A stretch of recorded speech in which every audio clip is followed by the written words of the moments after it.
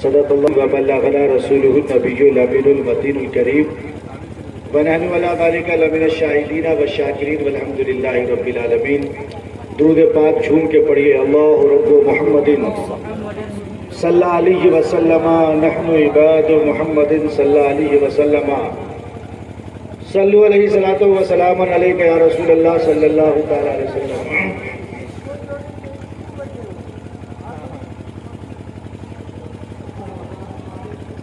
زور سے بولیے تو سبحان اللہ۔ میرے خیال سے ابھی بھی آواز صاف نہیں ہو رہی ہے، صاف ہو رہی ہے؟ ارے آواز دور تک پہنچ رہی ہے، فیس بک کے ذریعے لائیو چلایا جا رہا ہے، لوگ سن رہے ہیں، اس لیے آواز صاف کیجیے، آپ لوگوں کو بھی لوگ دیکھیں گے۔ زور سے بولیے تو سبحان اللہ۔ ادب کے ساتھ گلے باغ فاطمی لکھ دو، جناب غوث کو شہزادہ علی لکھ دو۔ ادب کے ساتھ گلے باغ فاطمی لکھ دو، جناب غوث کو شہزادہ علی لکھ دو۔ ہمیں بھی حشر میں رہنا ہے ان کے سائے میں، ہمارے نام کے آگے بھی قادری لکھ دو۔ ہمیں بھی حشر میں رہنا ہے ان کے سائے میں، ہمارے نام کے آگے بھی قادری لکھ دو۔ حضرات محترم دیکھیے، جیسا کہ مجھ سے پیشتر آپ نے شمس مظفر پوری صاحب سے کافی بہتر انداز میں نعت پاک سماعت فرما رہے تھے، ان سے پیشتر آپ نے رضا جامع مسجد کے خطیب و امام حضرت عرفان عالم قادری صاحب قبلہ سے بھی شاندار تقریر چند منٹوں میں آپ نے سماعت فرمایا ہے۔ ان سے پیشتر آپ کے اس محلے کے داماد اور کافی عزت رکھنے والے حضرت مولانا محمود عالم صاحب رضوی صاحب سے بھی آپ نے بہترین تقریر سنا تھا، اور پھر آپ کے بہت ہی جانے پہچانے، آپ کے دل کے قریب رہنے والے حضرت حافظ صغیر صاحب سے بھی میں نے بھی شاید یہ دوسری مرتبہ سنا ہے، اور آپ نے بھی بہت ہی کم سنا ہوگا۔ ماشاءاللہ اچھا بولتے۔ دعا کرتا ہوں کہ اللہ رب العزت ہم تمام علماء کے علم میں، عمل میں، عمر میں بے پناہ برکت عطا فرمائے۔ اور پھر نقیب اہل سنت حضرت غفران رضا سیفی مظفر پوری سے آپ اتنے چھوٹے مجمع میں بھی بالکل جلسے والی اناؤنسری آپ سماعت فرما رہے ہیں۔ دعا کرتا ہوں کہ اللہ رب العزت ان کے بھی علم میں، عمل میں اور عمر میں بے پناہ برکت عطا فرمائے۔ زور سے بولیے آمین۔ حضرات بالکل 10 منٹ کے اندر میں اپنی بات کو ختم کروں گا، لیکن میں چاہ رہا ہوں کہ کچھ ایسی بات ہو جائے جس پہ آپ بھی عمل کریں اور ہم بھی عمل کریں۔ دیکھیے، میں نے قرآن پاک کی ایک آیت کریمہ پڑھی، وَمِنْ آیَاتِهِ أَنْ خَلَقَ لَكُم مِّنْ أَنفُسِكُمْ أَزْوَاجًا لِتَسْكُنُوا إِلَيْهَا۔ رب فرماتا ہے کہ اللہ کی نشانیوں سے ہے کہ وہ تمہارے لیے تمہارے ہی جنس سے جوڑے بنائے کہ اس سے تم آرام پاؤ۔ بولیے سبحان اللہ۔ اللہ کی نشانیوں میں سے ہے اس لیے بات کہ وہ تمہارے لیے تمہارے ہی جنس سے جوڑے بنائے کہ اس سے آرام پاؤ۔ حضرات اگر آپ دنیا کا جائزہ لیں گے، اس سے پہلے ذرا آپ اس بات کو سمجھیے کہ اللہ رب العزت نے اس کائنات کی تخلیق کے لیے اور اس کائنات کو خوبصورت بنانے کے لیے بے شمار مخلوقات کو پیدا فرمایا۔ یہاں تک کہ علماء فرماتے ہیں کہ اللہ نے 18,000 مخلوقات کو وجود بخشا ہے۔ اب 18,000 مخلوقات کا علم تو مجھے ہے نہیں، اور یہ چھوٹا سا پروگرام مختصر سے وقت میں ان تمام مخلوقات پہ تذکرہ بھی نہیں ہو سکتا، لیکن ان تمام مخلوقات میں سے ایک حسین مخلوق جو کہ اطمینان و سکون کا منبع اور راحت و قرار کا مرکز ہے، جو دل مشتر کے لیے باعث سکون اور تڑپتے جگر کے لیے مسرت و شادمانی کا سمندر ہے۔ بولیے سبحان اللہ۔ یوں تو وہ صرف 4 لفظوں سے بنا ہے، لیکن علامہ اقبال کی زبان میں کہ وجود زن سے ہے تصویر کائنات میں رنگ، اسی کے ساتھ سے ہے زندگی کا سوز درود۔ حضرات اگر آپ تاریخ عالم کا مطالعہ کریں گے تو آپ کو معلوم ہوگا کہ اسلام سے پہلے عورتوں کا کوئی مقام نہیں تھا، سماج میں کوئی عزت نہیں تھی، سوسائٹی میں کوئی بھی وقت نہیں تھی، نہ کوئی عزت تھی، نہ کوئی رفعت تھی، نہ کوئی عظمت تھی، بلکہ عورت اس زمانے میں کائنات کی سب سے بدترین مخلوق میں شمار کیا جاتا تھا۔ عورتوں کی پرورش و پرداخت لوگ باعث ذلت تصور کیا کرتے تھے، اور عورتوں کا کام یا تو اس زمانے میں یہ تھا کہ یا تو وہ گروی رکھی جاتی تھی، جوئے میں ہاری جاتی تھی، یا سرے بازار بیچ دی جاتی تھی، کوئی عزت نہیں۔ اور بچیاں جو تھی ان کی حالت تو اس سے بھی زیادہ غیر تھی۔ لوگ اپنی بچیوں کو اپنے ہاتھ سے زندہ دفن کر رہے تھے۔ باپ اپنے کندھے پر کدال لیتا، اپنی ننھی شہزادی کو لیتا، جنگل لے جاتا، اپنے ہاتھ سے گڈھا کھودتا، اپنے جگر کے ٹکڑے کو، اپنے خون کو اپنے ہاتھ سے زندہ درگور کر دیا کرتا تھا۔ اس کی سسکیاں سننے والا کوئی نہیں تھا، اس کی آہو فغاں پہ کوئی آنسو بہانے والا نہ تھا، لیکن اس کی چیخ و پکار پہ قہقہا لگانے والے کی بھرمار موجود تھی۔ لیکن حضرات، میں آپ کو ذرا اور قریب کروں، آپ اپنے ذہن کو قریب کیجئے۔ آقا علیہ الصلوۃ والسلام کے زمانے میں ایک وحی کلبی نام کے ایک بادشاہ تھے اپنے قبیلے کے، ان کے ساتھ 700 افراد تھے۔ آقا علیہ الصلوۃ والسلام نے ایک دن دل میں یہ خواہش کی، کاش وحی کلبی دار اسلام میں داخل ہو جائے۔ اس لیے کہ آقا علیہ الصلوۃ والسلام نے یہ سمجھا کہ اگر وحی کلبی جو کہ قوم کا سردار ہے، اپنے قوم کا بادشاہ ہے، اگر وہ اسلام میں داخل ہو جائے گا تو اس کے ساتھ ساتھ 700 لوگ اسلام قبول کر لیں گے۔ بولیے سبحان اللہ۔ اور آپ سب سنی ہے، آپ کو اچھی طریقے سے معلوم ہے کہ مصطفیٰ خواہش ظاہر کرے اور رب قبول نہ کرے یہ ممکن ہی نہیں ہے، بلکہ رب جو کچھ مصطفیٰ چاہتے ہیں رب اس پہ راضی ہو جاتا ہے۔ اس لیے تو اعلیٰ حضرت نے فرمایا، خدا کی رضا چاہتے ہیں دو عالم، خدا چاہتا ہے رضائے محمد۔ رضا پل سے اب وزد کرتے گزریے کہ ہے رب سلم صدائے محمد۔ حضرات، جیسے مصطفیٰ نے دل میں خواہش ظاہر کی کاش وحی کلبی دار اسلام میں داخل ہو جائے، آقا علیہ الصلوۃ والسلام ایک دن مسجد نبوی میں فجر کی نماز پڑھا کر کے مصلی امامت پہ تشریف فرما تھے کہ جبریل امی حاضر خدمت ہوئے۔ کہا آقا علیہ الصلوۃ والسلام، رب فرماتا ہے کہ آپ نے جو خواہش ظاہر کی ہے، آپ نے جو تمنا اپنے دل میں پالی ہے، کاش وحی کلبی دار اسلام میں داخل ہو جائے۔ رب فرماتا ہے، اے میرے محبوب، ہم نے وحی کلبی کے دل میں اسلام کی شمع کو روشن کر دیا ہے، وہ چند لمحے کے بعد آپ کی بارگاہ میں حاضر ہونے والے ہیں۔ فجر کی نماز ہوئی، مصطفیٰ ابھی مصلی پہ ہے کہ دیکھا وحی کلبی کھچے کھچے آ رہے ہیں۔ جیسے وحی کلبی قریب آئے، آقا علیہ الصلوۃ والسلام نے اپنی چادر تطہیر زمین پہ بچھا دی اور فرمایا، وحی کلبی ذرا میری چادر پہ بیٹھو۔ آقا علیہ الصلوۃ والسلام کے حسن اخلاق نے وحی کلبی کو گھائل کر دیا۔ وحی کلبی لرزتے ہوئے ہاتھ سے اس چادر کو اٹھاتے ہیں، سینے سے لگاتے ہیں، ہونٹ سے بوسہ لیتے ہیں، آنکھوں سے ملتے ہیں، سر پہ رکھتے ہیں اور کہتے ہیں کہ آقا میں آپ کا کلمہ پڑھتا ہوں، اشہد ان لا الہ الا اللہ محمد رسول اللہ پڑھا ہے اور مشرف اسلام ہوتے ہوئے نظر آئے۔ حضرات، ادھر وحی کلبی جیسے دار اسلام میں داخل ہوئے، ماحول بالکل خوشیوں سے معطر ہو گیا۔ ہر طرف وحی کلبی کو بشارتیں لوگ دینا شروع کر دیے، مبارکبادی ہر طرف سے وحی کلبی موصول کر رہے ہیں۔ اتنے میں دیکھا کہ وحی کلبی ایک لمبی سوچ میں پڑتے ہیں۔ چند لمحہ سوچنے کے بعد وحی کلبی کی آنکھیں ساور بھادوں کی طرح برسنا شروع ہو جاتی ہے۔ وحی کلبی زاروں قطار رو رہے ہیں، آہو فغاں کر رہے ہیں۔ مصطفیٰ نے فرمایا، وحی کلبی یہ جو وقت ہے یہ خوشی کا وقت ہے، ابھی تم جہنم کے گڈھے سے نکل کر کے جنت کی وادی میں آ گئے ہو، ابھی تم جہنم سے نکل کر کے جنت میں آئے ہو، ابھی تم ضلالت سے نکل کر کے گمراہی سے نکل کر کے راہ راست پہ قدم رکھے ہو۔ یہ وقت تو خوشی کا وقت ہے، مسرت کا وقت ہے، شادمانی کا وقت ہے، اس وقت تجھے خوش ہونا چاہیے، لیکن میں دیکھ رہا ہوں کہ تم غمگین ہو، میں دیکھ رہا ہوں کہ تم رو رہے ہو، میں دیکھ رہا ہوں کہ تمہاری آنکھیں ساور بھادو کی طرح برس رہی ہے، آخر یہ کیوں؟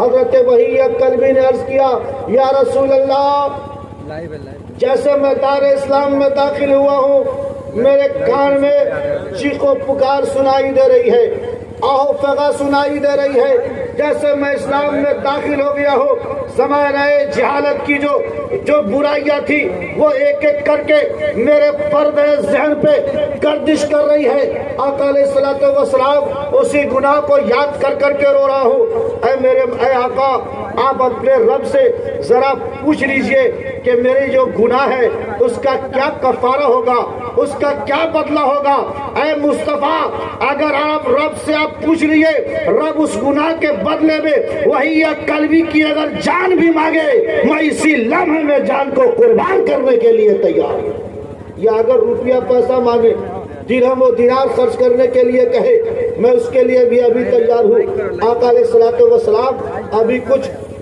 فرما ہی رہے تھے، پھر مصطفیٰ نے فرمایا ذرا یہ تو بتاؤ کہ وہ تمہارے گناہ کون سے ہیں، ذرا گناہوں پر سے پردہ تو اٹھاؤ، ذرا میں بھی تو سنوں کہ وہ کون سا گناہ ہے جس کی وجہ سے اس خوشی کے ماحول میں بھی تمہاری آنکھیں برس رہی ہے۔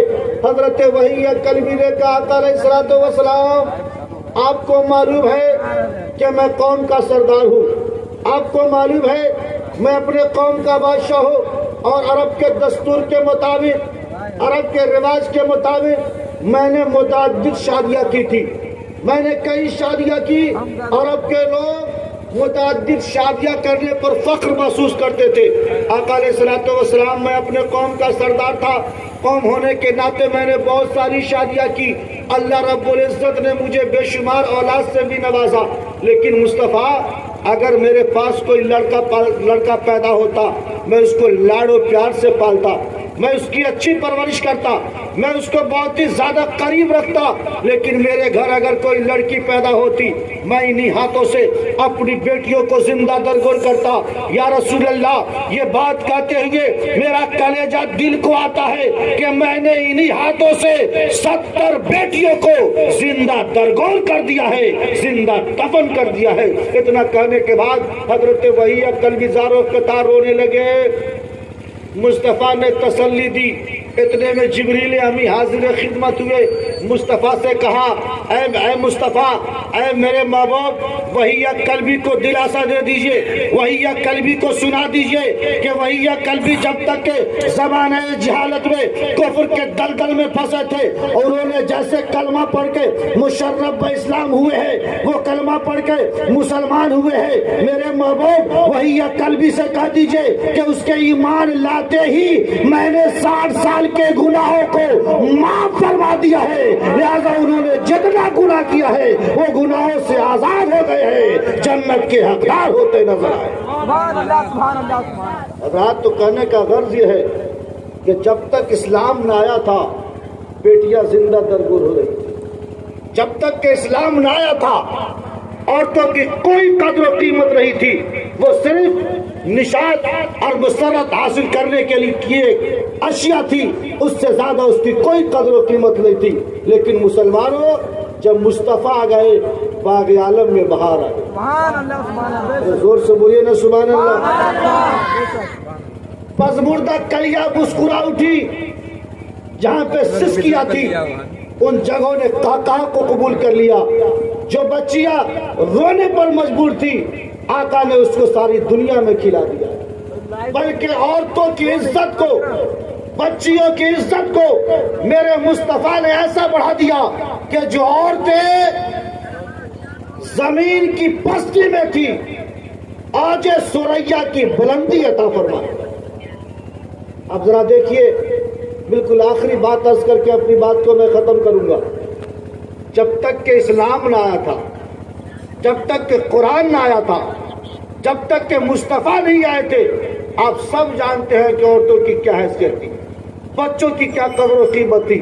لیکن جب مصطفیٰ آ گئے، چند سال ہوا، آقا علیہ الصلوۃ والسلام مدینہ سے مکہ حج کے لیے تشریف لے گئے، حج کے بعد طواف کے بعد جب لوٹنے لگے تو حضرت علی کے پاس حضرت امیر حمزہ جو شہید ہو چکے تھے، ان کی چھوٹی شہزادی جو کہ مکہ میں ہجرت کے وقت چھوٹ گئی تھی، چچا چچا کہتے ہوئے دوڑی دوڑی آئی.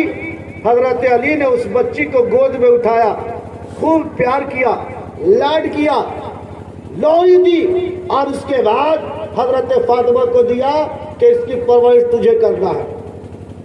اتنے میں حضرت زید نے دیکھا کہ حضرت امیر حمزہ کی چھوٹی بچی کو، شہزادی کو حضرت علی اٹھا کر کے حضرت فاطمہ کو پرورش کے لیے دے رہے ہیں. حضرت زید آئے، کہا کہ بچی مجھے ملنا چاہیے.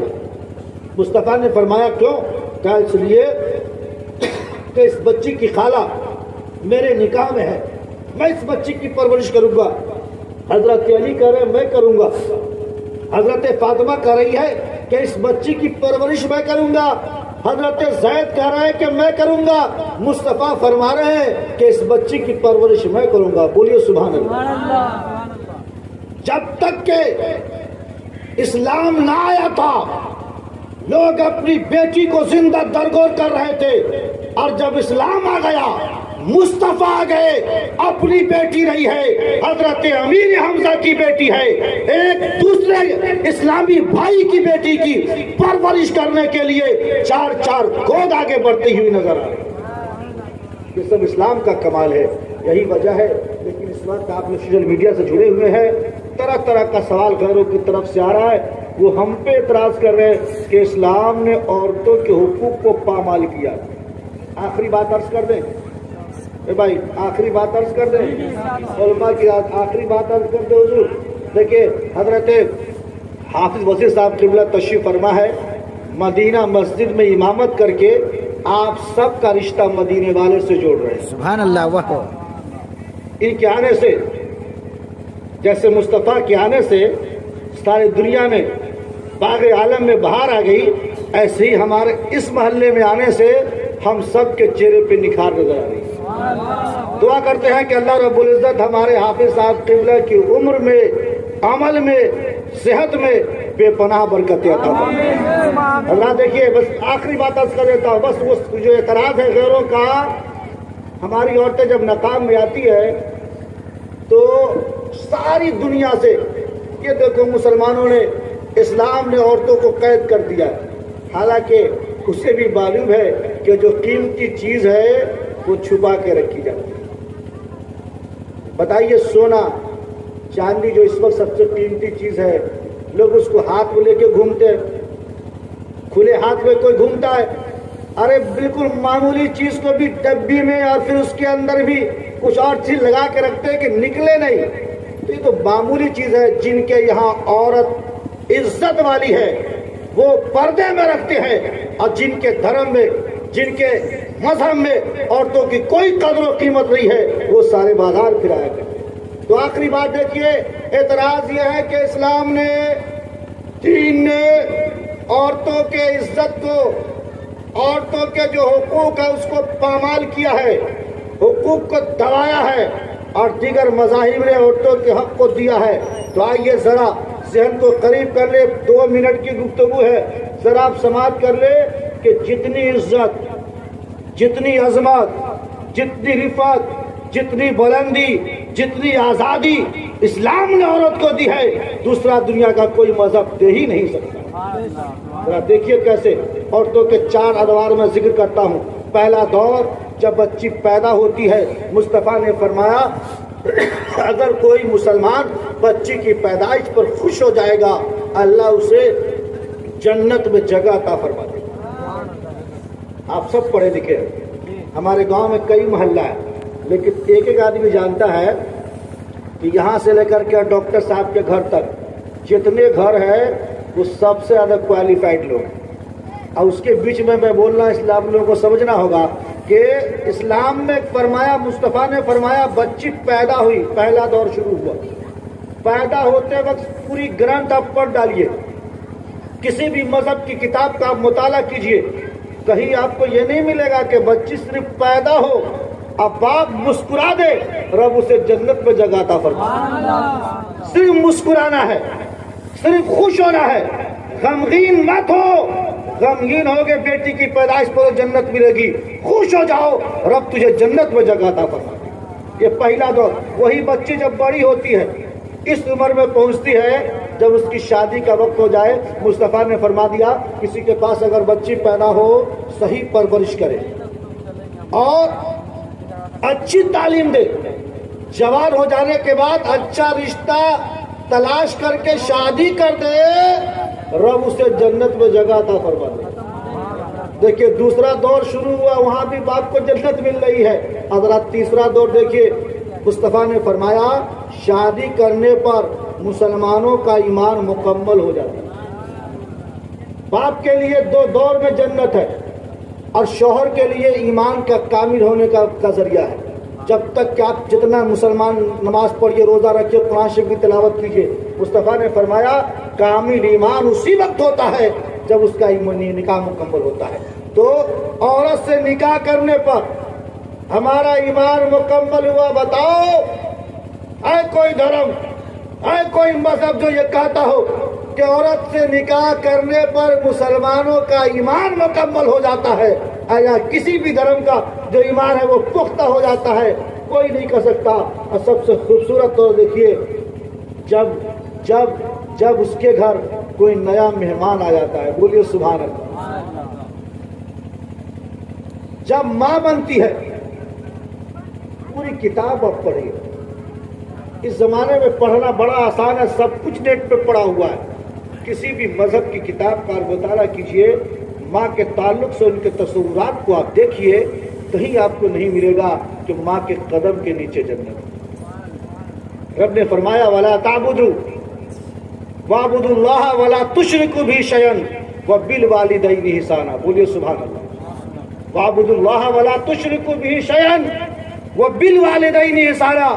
قرآن میں رب نے ماں کی عظمت کو اتنا بلند فرما دیا کہ اپنے عبادت کے بعد، شرک سے بچنے کے بعد ساری دنیا کے لوگوں کو کہہ دیا کہ ماں اور باپ کے ساتھ تم حسن سلوک سے پیش آؤ، یہ تمہارے لیے سب سے بڑی عبادت ہے۔